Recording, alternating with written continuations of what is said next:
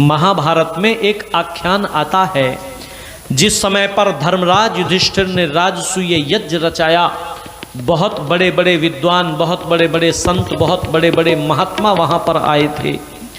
वहां पर देखा एक नेवला, उनके जो कुल्ला करने से, उनके हाथ धुलने से जो कीचड़ हो रहा था, उस कीचड़ में एक नेवला उलट पुलट हो रहा है, अपने शरीर को भिगोने की कोशिश कर रहा है उन छींटों में। नेवले की विशेषता यह थी कि उस नेवले का आधा शरीर सोने का था, आधा साधारण जैसा होता है वैसा था। कोशिश कर रहा है। वहां पर उस नेवले से पूछा गया, ये क्या कर रहे हो तुम? ये यज्ञ कैसा है? इस यज्ञ में कैसा आकर के लगा तुम्हें?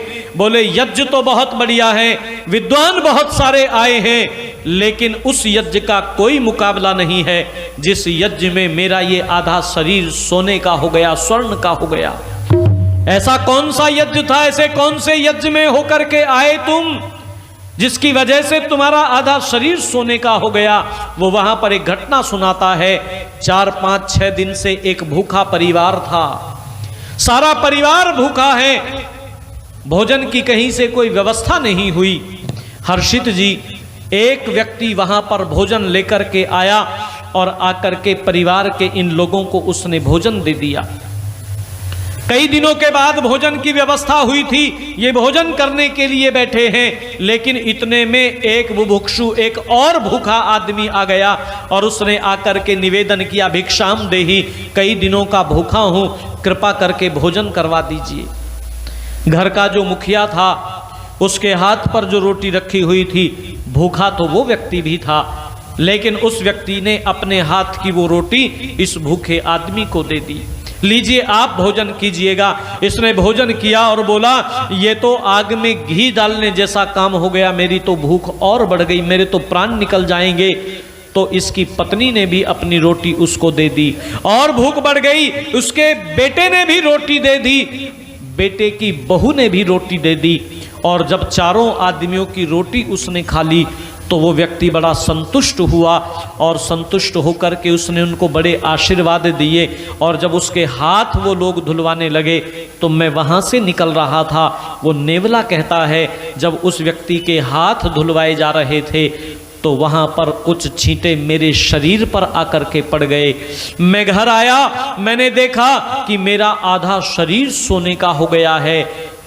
वो यज्ञ बड़ा था, लेकिन आज धर्मराज युधिष्ठिर के यज्ञ में मैं इसलिए आया, यहाँ पर भी शायद बड़े बड़े विद्वान आए हैं, ये भी एक बड़ा यज्ञ रचाया जा रहा है, शायद जो मेरा आधा सोने का बचा हुआ शरीर है, जो आधा सोना होने से बचा हुआ है, शायद मेरा ये शरीर भी सोने का हो जाएगा।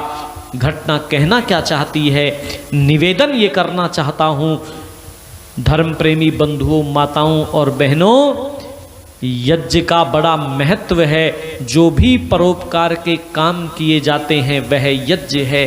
किसी भूखे को आपने भोजन करवाया, इन हाथों से किसी गिरते हुए को उठाया, तो इस शरीर में इन हाथों का होना है, नहीं तो हाथ होते हुए भी वो व्यक्ति बगैर हाथ वाला है।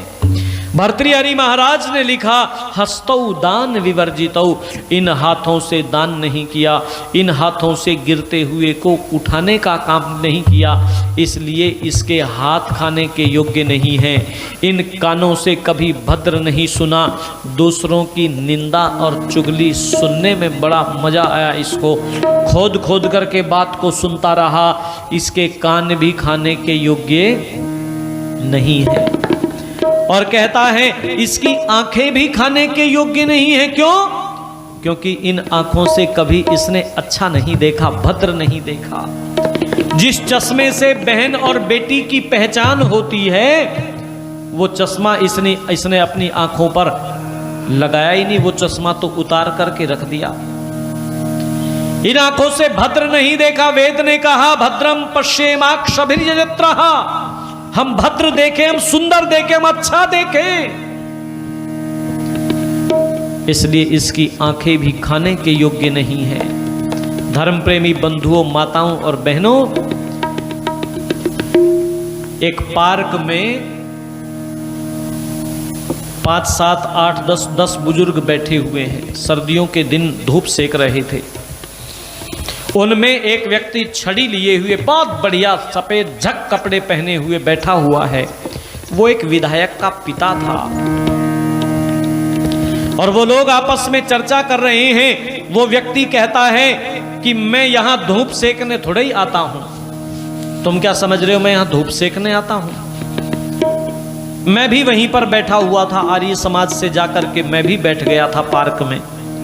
मेरे कान वहीं पर लगे हुए थे कि ये लोग आपस में चर्चा क्या कर रहे हैं। वो व्यक्ति कहता है मैं धूप सेकने थोड़े ही आता हूं, जिसकी उम्र 70 साल से भी ज्यादा की है। मैं तो यहां पर आंख सेकने के लिए आता हूं। और वो सारे के सारे बूढ़े लोग जोर का ठहाका लगा करके हंस पड़े।